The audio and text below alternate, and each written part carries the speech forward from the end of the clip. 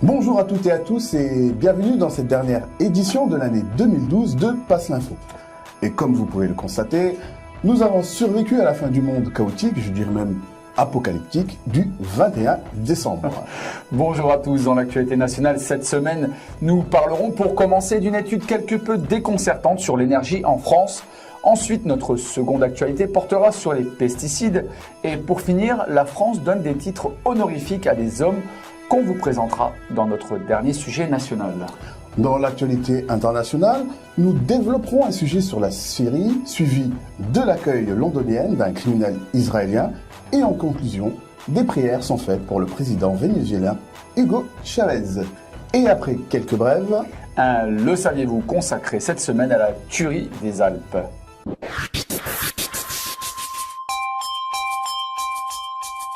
Actualité nationale, selon une information du Nouvel Observateur, en 2012, près de 580 000 foyers ont fait l'objet de coupures ou de restrictions d'électricité, ainsi que de coupures de gaz pour cause d'impayés.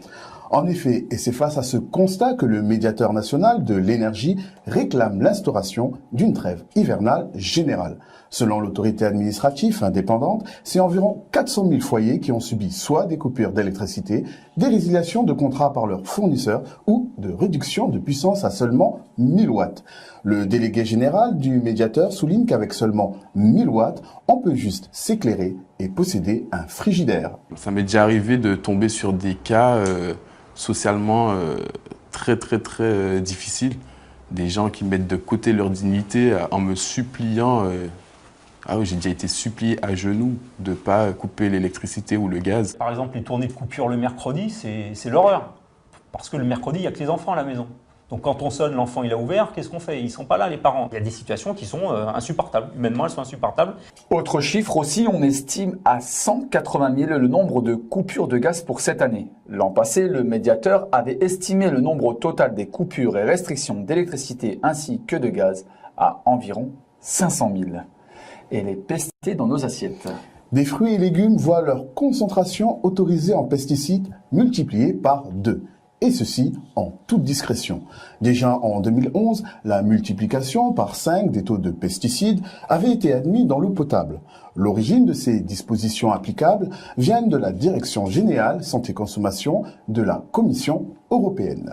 Alors que maintenant, les gens, nous sommes quand même dans la société la plus confortable de l'histoire de l'humanité et nos dépenses de sécurité sociale augmentent de 6% par an.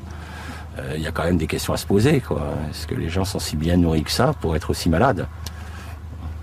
Alors, le problème, c'est qu'effectivement, l'argumentation, c'est oui, mais regardez, ils vivent de plus en plus longtemps. Bien sûr, les gens qui en ce moment ont 80 ans n'ont pas connu l'agriculture chimique avant l'âge de 50 ans, puisque c'est apparu dans les années 70. Donc, jusqu'à 50 ans, ils ont mangé... Moi, je suis encore gamin du lait de vache qui avait du goût de lait de vache. Ça avait vraiment le goût de lait de vache, c'est pas le lait de maintenant. Donc c'est tellement récent dans l'histoire de l'humanité qu'on ne connaîtra les résultats réels et on s'inquiète puisque vous prenez la population d'enfants à l'heure actuelle en Europe, 17% des enfants sont obèses, donc on est en droit de se poser des questions sur cette qualité alimentaire. C'est dans un communiqué que le président des générations futures, François Bayrette, exprime sa colère. Pour lui, le pourcentage des fruits et légumes contenant des pesticides a augmenté d'environ 38% en 2009 à plus de 40% en 2010.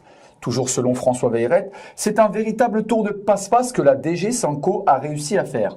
Ce dernier a permis de faire croire à une amélioration concernant les dépassements de LMR grâce à un artifice de calcul.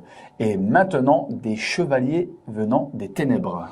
Au lendemain de l'agression israélienne sur la bande de Gaza qui a causé la mort de 162 Palestiniens, dont 42 enfants, Jean-Claude Nidam, directeur du service au ministère israélien de la Justice depuis 34 ans, vient d'être nommé chevalier de l'Ordre national du mérite par l'État français, tout comme Doris Béniche, ex-président de la Cour suprême d'Israël. Par ailleurs, l'ONU vient d'annoncer que sur les 26 résolutions votées par l'Assemblée générale en 2012 condamnant un pays, 22 visent directement Israël.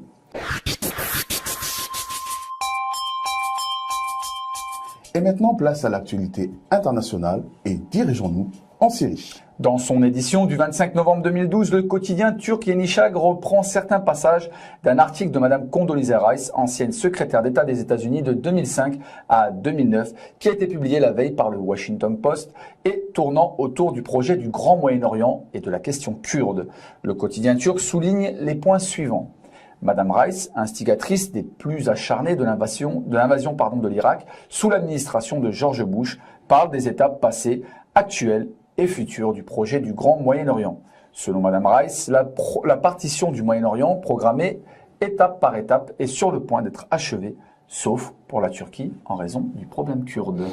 La guerre interne en Syrie pourrait bien être le dernier acte de son histoire tel que nous la connaissons s'il n'y avait ce problème à Ankara selon Rice.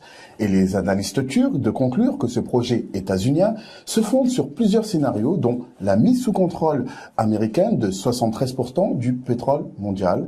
Les États-Unis sont présents militairement en Afghanistan, en Irak. Ils ont procédé depuis 2001 à d'autres redéploiements militaires pour se rapprocher du théâtre du Moyen-Orient, où se trouvent plus de 60% des réserves mondiales de pétrole. L'imposition d'un nouvel ordre géographique islamique compatible avec les intérêts occidentaux allant de l'Afrique du Nord jusqu'au golfe de Bassora. Ce projet se finirait même par la partition de la Turquie. Londres accueille un criminel. En effet, le chef de la sécurité interne israélienne, Avi Dichter, est arrivé à Londres malgré des mandats d'arrêt contre lui pour son implication dans des crimes à l'encontre des Palestiniens. Père de la politique des liquidations ciblées lorsqu'il était au Shabak, Dichter est accusé de crimes de guerre. Sachant que depuis 3 ans, aucune personnalité politique ou sécuritaire israélienne n'a pu se rendre à Londres de peur qu'elle ne soit arrêtée pour les mêmes chefs d'accusation, Israël a exercé de fortes pressions sur la Grande-Bretagne, entraînant en fin de compte des modifications sur la loi de poursuite contre des personnalités israéliennes. Londres s'est engagé à ne pas poursuivre les personnes figurant sur la liste des criminels de guerre. Cependant, le ministère israélien des Affaires étrangères ne permet à aucun responsable sécuritaire ou politique de quitter le territoire avant que le département judiciaire étudie la demande et n'autorise ensuite leur voyage. La Palestine prie pour Chavez. Et en cette période de Noël, des fidèles palestiniens ont effectué en l'église de la Nativité de Bethléem une prière spécialement pour la santé du président du Venezuela, Hugo Chavez. Des dizaines de fidèles palestiniens ont participé à la prière de dimanche dans l'église qui est construite sur le site où, d'après la tradition chrétienne, Jésus est né. Chavez, qui se remet après une intervention chirurgicale sur un cancer à Cuba. La ministre palestinienne du Tourisme, Rula Maya, se trouvait parmi les participants.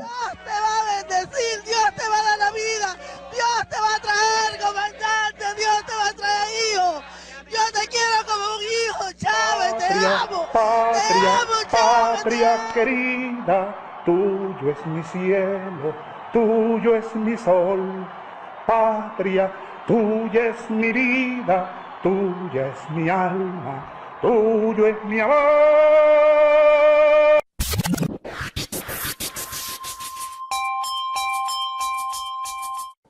Et maintenant, quelques brèves. L'AIEA espionne l'Iran. Atul Bharadwaj, expert militaire indien et éditorialiste de la revue militaire et diplomatique Pure Pleb Beret, accuse l'AIEA d'espionner l'Iran au profit des États-Unis. Un entretien avec cet expert vient d'être publié par IRNA où il affirme que les États-Unis jouent exactement le même jeu qu'ils ont joué avec l'Irak dans le cadre du dossier nucléaire iranien. Les inspections menées par l'Agence de l'énergie atomique est destinées à collecter des informations sur les avancées technologiques et militaires de l'Iran. Cela fait presque 10 ans que ce dossier est au programme des réunions de l'AIEA. Ils n'ont jamais trouvé une once d'uranium prête à être utilisée à des fins d'activité nucléaire et ils vont répéter la même histoire que pour le cas irakien, c'est-à-dire des accusations concernant des éventuelles armes de destruction massive, ce qui n'a jamais été prouvé. À la tête du Pentagone. Chuck Hagel, sénateur du Nebraska, est en tête des candidats à la succession de Leon Panetta au poste de secrétaire à la Défense. Nous pouvons rappeler notamment que ce républicain avait accusé Israël en 2006 de destruction d'un pays ami des États-Unis, faisant allusion au Liban. Comme le souligne le chroniqueur du Washington Post, Dana Milbank, l'ancien sénateur s'est mis à dos les néoconservateurs en refusant notamment de signer une lettre d'appui à Israël lors de la deuxième intifada et en défendant l'idée de négociation avec le Hamas. Le projet Indect. Le 8 décembre dernier, une trentaine de manifestants ont répondu à l'appel lancé par Anonymous et se sont rassemblés à Paris. La manifestation avait pour objectif d'informer la population sur le projet Indect. Fin 2013, l'Union européenne devrait lancer le projet Indect qui pourrait permettre un fichage total des citoyens et de leur emploi du temps sur Internet et dans la rue. Depuis 2009, l'Union européenne subventionne le projet Indect au prix de plusieurs millions d'euros. La mise en œuvre d'Indect vise à analyser les comportements pour prévenir les crimes, dans la vie virtuelle ainsi que dans la vie réelle. Avant que ceux-ci ne se produisent, toute personne pourra être tracée et surveillée. Toute personne qui dit ou fait quoi que ce soit d'anormal, ou quelque chose que le système pourra considérer comme une menace, à la fois sur Internet et dans la vie réelle, sera potentiellement suspecte. Nous devons éveiller notre conscience et prendre les rues pour la défense de nos droits. Faut-il se méfier des vaccins? Le Conseil d'État a discerné un lien de cause à effet entre l'aluminium qui sert d'adjuvant dans un vaccin contre l'hépatite B et l'apparition de la maladie myofasciite à macrophages chez un employé de la ville de Paris.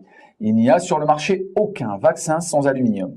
Pourtant, l'Agence nationale de sécurité du médicament a été alertée.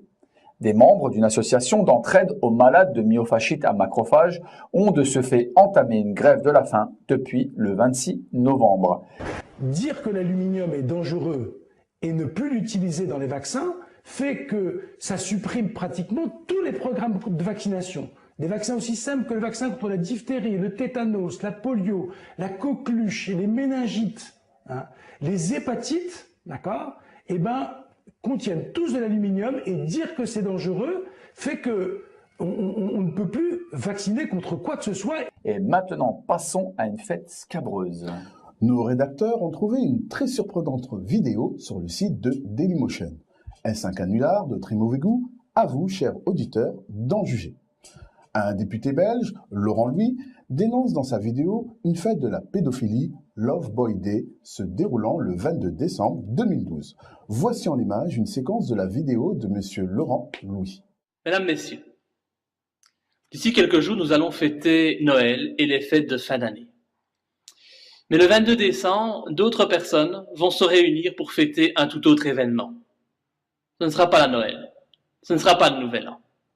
Le 22 décembre, c'est la journée internationale des pédophiles, la Love Boy Day. Et oui, vous ne rêvez pas, un tel événement existe. Il existe parce qu'aujourd'hui, les pédophiles ne se cachent plus. Ils se sentent en sécurité, ils sont protégés par le système, ils sont protégés par les hauts placés qui ont fait en sorte que l'on ne poursuive pas les actes pédophiles. Le 22 décembre, il faut absolument que tout le monde sache que c'est la fête des pédophiles et que des enfants seront abusés ce jour-là. Nous devons dénoncer cette situation pour que nos enfants ne soient plus en danger et qu'ils puissent vivre sereinement. Je compte sur vous. Merci beaucoup. Après cette vidéo choc, nous vous laissons avec votre rubrique « Le saviez-vous ».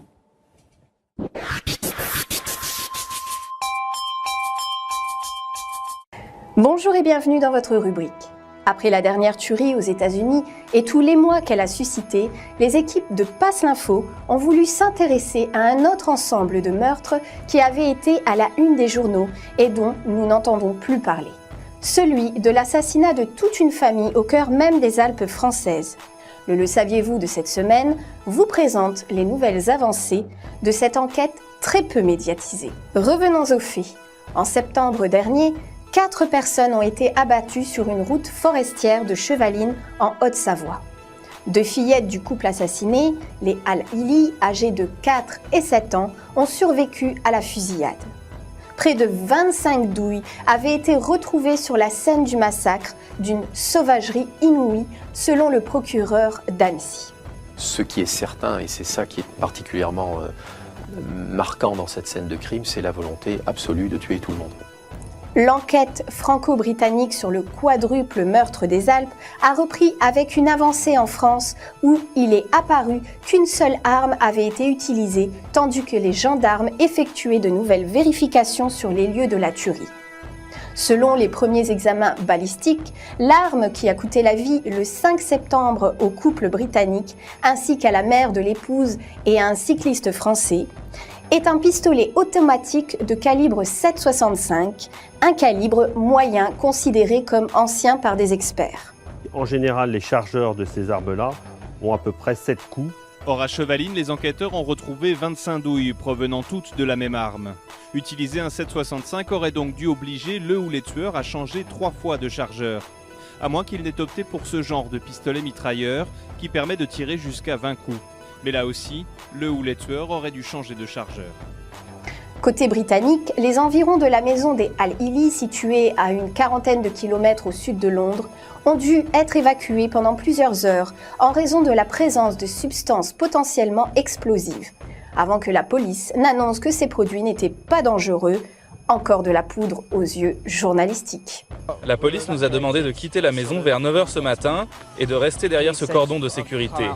On n'a aucune idée de ce qui s'est passé. Il m'a dit avant de partir qu'il avait des soucis, qu'il était préoccupé. Ça m'a inquiété.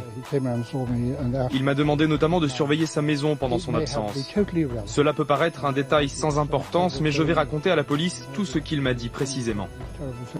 La famille Al-Hili, originaire d'Irak, a fui ce pays dans les années 70, à la suite de démêlés avec le parti Baas de Saddam Hussein, avant de s'établir en Grande-Bretagne.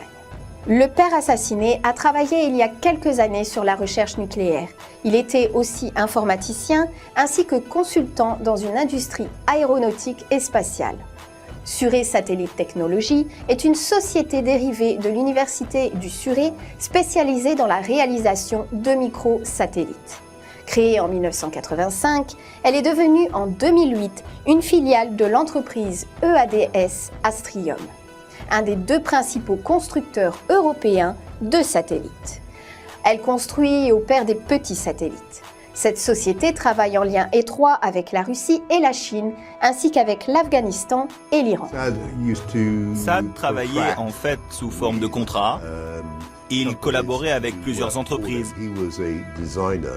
Il était designer, il travaillait sur ordinateur et ces derniers temps, il travaillait dans une entreprise de satellites. Auparavant, il avait travaillé pour Airbus. Notons ainsi que l'enquête a révélé que le cycliste français qui a été tué travaillait quant à lui pour Cesus du groupe Areva dans le secteur des combustibles nucléaires. Cependant, celui qui a alerté les autorités concernées est également un cycliste, mais cette fois britannique et ancien militaire de la Royal Air Force. Nous sommes dans un contexte de guerre larvée entre plusieurs pays. Quand un ingénieur travaillant pour l'industrie de la défense est tué dans des conditions aussi étranges, il faut mener une enquête extrêmement poussée pour vérifier s'il y a, oui ou non, des ramifications internationales. En définitive, nous sommes en droit de nous demander si tous ces éléments ne sont que des coïncidences ou bien a-t-on eu affaire à un assassinat technologique prémédité, comme ils ont lieu dernièrement contre des scientifiques iraniens. Un scientifique iranien tué dans un attentat à la bombe, cela s'est passé à Téhéran. Selon les agences de presse, la victime était un enseignant-chercheur spécialiste du nucléaire. Cet attentat rappelle d'autres attaques similaires commises par le passé contre des scientifiques spécialisés dans le nucléaire. Nous attendons pour l'instant les conclusions de cette enquête afin d'en savoir un peu plus et bien sûr, nous vous en tiendrons informés. Merci et à bientôt pour un prochain Le Saviez-vous ? Merci de nous avoir suivis, merci à la réalisation et à la rédaction. Merci à tous, comme nous vous l'avions dit en début d'émission, c'est la dernière de l'année 2012. Bonne fête de fin d'année à tous et à l'année prochaine. Et surtout, n'oubliez pas, passez l'info.